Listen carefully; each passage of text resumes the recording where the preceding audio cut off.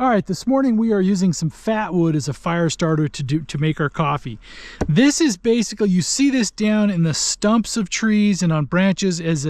Lots of times when a tree dies, the sap will pool and settle back down. And this stuff is a wonderful fire starter. I have enough of it around here to use as actually some firewood. I try not to, except in a pinch.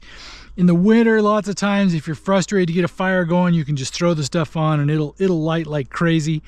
In fact, it'll light with just a match, which we'll see.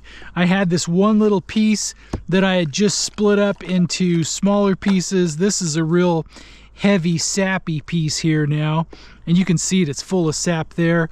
We'll split this one up just a little bit more,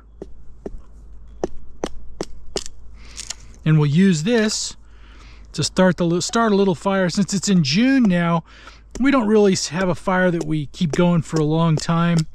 We'll start one up just to get stuff going. One word of caution on this stuff: if you're using this in a wood stove or a small, like a hot tent stove, this stuff is really sooty. It will clog up your little chimneys, etc. So this will, if you use this stuff a lot, you'll have to clean out your little chimneys more, the stovepipes. Okay, we are back in the cabin in front of our little hot tent stove, and just wanted to show you how easily this stuff lights.